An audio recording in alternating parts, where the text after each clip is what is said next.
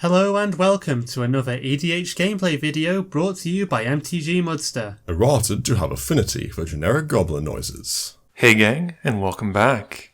Just so you know, you can use the promo code MTGMudsta, all caps, one word, at flipsidegaming.com to get 10% off orders $10 or more. You can also use the promo code at Original Magic Art on everything except for paintings. And finally, you can use the code at mtg.multizone.ca to get 10% off of your orders of singles. Using the code will help you save some money and help out the channel at the same time. Just thought you might want to know, Flipside Gaming is doing another giveaway, this time for a box of Modern Horizons.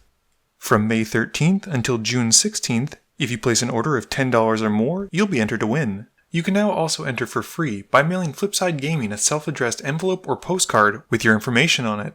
I've also included a link below with more information. It's one entry per person, so good luck and have fun. Today's game also features 2 of 7 of the brand new Richard Kane Ferguson playmats available through flipsidegaming.com. If you like what you see, be sure to check them out. Hello to my lovely generic goblin gang. This week we have another multi-zone matchup, and I'm playing my Tristani deck. I keep a Worldly Tutor, a Forest, a Momentous Fall, a Sunpetal Grove, Angel of Sanctions, Green Sun Zenith, and Regal Behemoth. New to the channel is Matthew, rocking his Corona deck, and he keeps a Terramorphic Expanse, Zedru, Heartbeat of Spring, Rite of the Raging Storm, Order of Succession, Frontier Bivouac, and Noble Benefactor. Also joining us is Millie, the world-traveling Magic player, who's played Magic in more countries than I can count to. She's playing my Duke of Dumpsters Daretti deck, and keeps a Thespian Stage, 2 Mountains, Mere Battlesphere, Topher Orb, Thran Temporal Gateway, and a Chaos Wand. And last but not least, Jameson has taken some advice from Yuriko and snuck into this game. He keeps Conspiracy, Invisible Stalker, Scroll Rack, Chromatic Lantern, Myriad Landscape, Watery Grave, and Halimar Depths. Matthew wins the die roll and starts us off. Matthew plays a Frontier Bivouac, which comes in tapped and passes. I play a Forest and cast Worldly Tutor to find a Sakura Tribe Elder and put it on top. Jameson plays a Halimar Depths and rearranges the top 3 of his library. Millie plays a Mountain and she passes. Matthew plays a Terramorphic Expanse and cracks it, passing. I play a Plains and cast my Sakura Tribe Elder, passing to Jameson. Jameson plays an Underground River and he casts Invisible Stalker before passing. Millie plays another Mountain and drops a Topher Orb, and it quickly makes me realize I have very few answers to it in my deck. Matthew plays an Exotic Orchard, and he casts Mana Flare. I play Sunpetal Grove and cast See the Unwritten, which I'd just drawn. I reveal my top 8, and sadly none of the creatures really do much since Enter the Battlefield effects are shut off. At least Green Warden Marassa does something when it dies, so I keep that, and I pass. Jameson plays a Myriad Landscape, and swings the Stalker at Millie. He loses 1 to the river so he can activate Commander Jitsu, swapping Yuriko for the Stalker, and hits her for 1. He knows what's on top, so it's no surprise that we all take 8 from a treasure cruise that Jameson reveals, and then draws it from Yuriko's trigger. Millie plays a Thespian Stage as her land for turn, and drops a Thran Temporal Gateway before passing. Matthew plays a tapped Crumbling Necropolis, and then casts Heartbeat of Spring. This lets him cast Rite of the Raging Storm with the rest of his lands, and he passes turn. I gain a 5/1 elemental token called Lightning Rager on my upkeep, and I cast Momentous Fall in my main phase, sacrificing the Green Warden. I exile it as it dies, returning the See the Unwritten to my hand. I then gain 4 life and draw 5 cards from the Fall resolving. I decide to recast the See the Unwritten again, but sadly only find 1 creature, so the Ferocious being active is kinda wasted. I then head to combat and hit Jameson for 5. I then pass the elemental over to Jameson and discard down to 7. Jameson plays a Watery Grave untapped, taking 2. He takes 1 life loss to tap the Underground River for 3 black, and taps the Myriad to help finish paying for Conspiracy. He names ninjas, obviously, and then brings out a Blighted Agent. Jameson then casts Scroll Rack and activates it. He sets aside 2 cards, puts 2 cards to hand, and then puts the 2 set aside on top. Moving to combat, Jameson swings the Rager at Millie and Yuriko at Matthew. He reveals Keeper of the Keys and Treasure Cruise again, dealing a further 13 damage to each of his opponents. Jameson then passes, giving Millie the token we've been using to represent the Rager.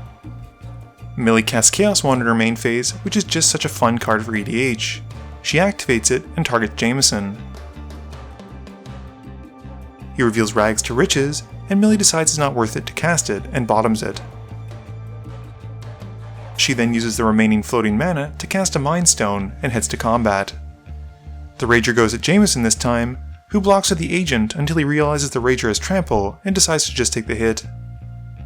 Matthew draws and plays a Sulphurous Springs. He then plays Scrambleverse on turn 5, and I can't tell if I'm proud of him for doing it or overwhelmed with rage and want to strangle him. We then roll to see who gets what per person,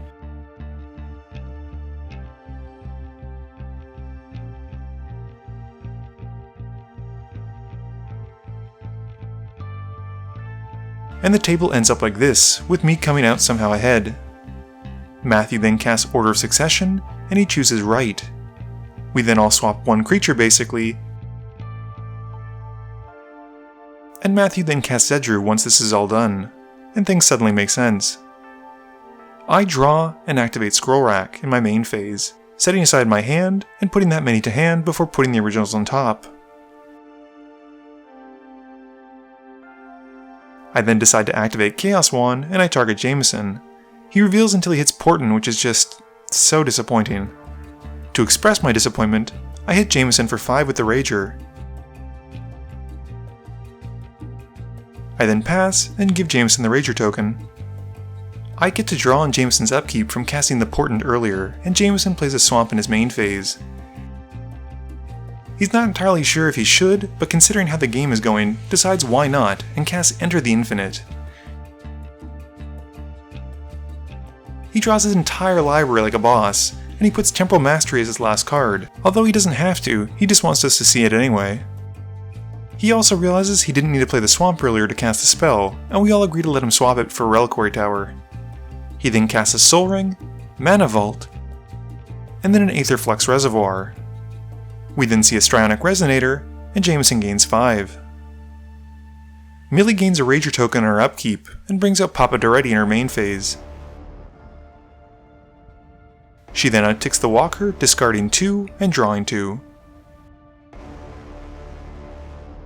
She then plays a Tap Valakut as her land for turn, and pays 3 to have a new challenger appear, and Scrap Trawler joins the fray. Moving to combat, Millie hits me for 8 with the Rager and my Angel. Matthew draws 3 cards and gains 3 life from the Zedru trigger on his upkeep, and then draws for turn. He plays a tapped Selesnya Guildgate, and he then casts a Fevered Visions, a card I talked about in the last video. It doesn't stop there though, as Shizuku Caller of Autumn comes into play as well. Matthew then sacrifices the Mind Stone to draw a card and gives it back to Millie, and then casts an Izzet Signet. Zedru and Yuriko then head at Jameson for 3, and they both connect, and Yuriko's trigger reveals a Veteran Explorer, dealing another 1 to everyone. Matthew then donates Zedru herself to Jameson during his second main phase, and passes, drawing at the end of turn. I draw for turn and activate Chaos Wand, targeting Jameson. Partly, it's because I know it's on top, but I also would have done it either way because chances are he was up to something funny. I cast it, and I take an extra turn, exiling the Mastery. I then use Scroll Rack to swap my hand for the top of my library again, and decide to get rid of the top cards by using a large Green Sun Zenith, and I go and search my library. I grab Terastodon, who's just an 8 mana 9/9 at this point. I then hit Matthew for 5, and move to my end step, draw a card, and take 2. Moving to my next extra turn in Trostani, which is not something I say very often, I draw a card and cast Godpharaoh's Gift in my main phase. I move to my combat step and bring back my Sakura Tribe Elder as a 4/4 zombie with the gift. Terastodon then goes at Matthew, while the Elder goes at Millie. Matthew blocks with Suzuku, while Millie blocks with her Trawler, who, when it dies, returns the Mind Stone to her hand. My second main phase has me activating the Chaos Wand, and I target Matthew for a change of pace. He reveals Reverse the Sands, and what is this game? I then take Jameson's life total, give Matthew mine, and give Jameson Matthew's. And I pass, drawing a card, and then taking 2. Jameson loses 1 life to his Mana Vault trigger, not that it matters much, and has to find a way to not lose to the Zedruu trigger. He taps 7 mana to overload a Cyclonic Rift, not so much to save himself, but to punish the table as he goes out.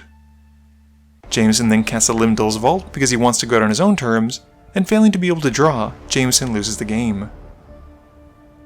Millie draws, recasts her Thran Temporal Gateway, and passes. Matthew has Mana Flare come back, and recasts his Izzet Signet, and then Fevered Visions. He casts Confusion in the ranks because this game is obviously not confusing enough, and with the spell in the stack, Millie activates the Gateway to cheat out her Mirror Battlesphere. We then see a copy of Otherworldly Atlas hit the field, and Zedruu hits me for 2. At the end of turn, Matthew draws a card and passes. I recast my Terastodon in my main phase, blowing up the Heartbeat, the Confusion, and the Fevered Visions. I still have to resolve the Confusion's trigger, and I swap control of Terastodon with the Battlesphere. I then cast Rishkar's Expertise, drawing 4 cards, and I get to cast a spell for free. Mimic Vat is what I cast for free, and I then move to my end step, discarding down to 7. Millie draws and casts a Grim Monolith in her main phase. We see Daretti come back, and Millie down takes the Duke of Dumpsters, swapping a Mirror token for a Darksteel Forge. She hits Matthew for a surprising 9 with the Terastodon, and in her second main phase, recasts the Chaos Wand. She then passes, and at the end of turn, Matthew puts a counter on his Otherworldly Atlas. Matthew casts his commander in his main phase, and heads to combat. He names Elephant with Corona as he swings her at me, and I block his commander with the Battlesphere. Sadly, the elephants are still too big and take me out, and I die, and the effect that was causing me to control Millie's Battlesphere goes with me, and she regains control of the Battlesphere. Matthew then loses a life to the Sulphurous Springs to help cast Nightscape Familiar, and then drops a Noble Benefactor. He then passes his commander to Millie on her upkeep. Millie draws and heads to combat, swinging the Battlesphere at Matthew, who at this point realizes he'd forgotten about the sphere's on-attack trigger. Millie taps 3 mirrors to blast him for 3, and Matthew dies, revealing the fog he thought would have saved him. Game review time. So, a few lessons were learned in this game. The first being, always make sure to have ways to deal with artifacts and enchantments that don't rely exclusively on creatures coming into play. I'm pretty sure I do have Return to Dust, but it would be a lot better to have a card like Caustic Caterpillar, which is something my deck is able to tutor for more easily in green and white, which would have allowed me to be a lot more active in this game. You also really need to make sure you read the card, like in the case of Matthew, who forgot about the second clause of the Mirror Battlesphere. His plan had been to hope that Millie swung at him with everything, fogged the combat step, and then swung back for lethal. She basically did follow this attack plan, but unfortunately for Matthew, the Battlesphere was able to kill him either way. I think Jameson's Enter the Infinite plan was actually a strong one, and if it weren't for the Chaos Wand on the field, I think he probably would have won. I would wager I would have made the same mistake, since no one ever typically gives away Zedruu with its own ability. And last but not least, I have to say Millie took very well to the Daretti deck, and even though she had no mana rocks, I think keeping the Topher Orb was a very strong move, since it allowed her to basically shut off a lot of creatures that are typically powerful in EDH. There were also 2 green decks, so using Chaos Wand on one of them and potentially hitting a ramp card was probably not that unlikely. And she certainly benefited from Matthew playing all of his mana doublers. I think she did a good job of evaluating who was the threat, hitting key players, and then once 2 of her opponents were already dead, finishing off the game. Please be sure to tune in every Monday and Thursday at 11 AM Eastern Standard Time for a guaranteed new video. You can also follow me on Twitter at MTGMudsta. You can find me on Facebook at facebook.com/MTGMudsta. And lastly, you can check me out when I stream at twitch.tv/MTGMudsta. This video is brought to you in support by my patrons. If you're looking for a way to help out the channel, please be sure to visit the link below. Thank you all for watching this video, and don't forget, friends are just opponents you haven't eliminated yet.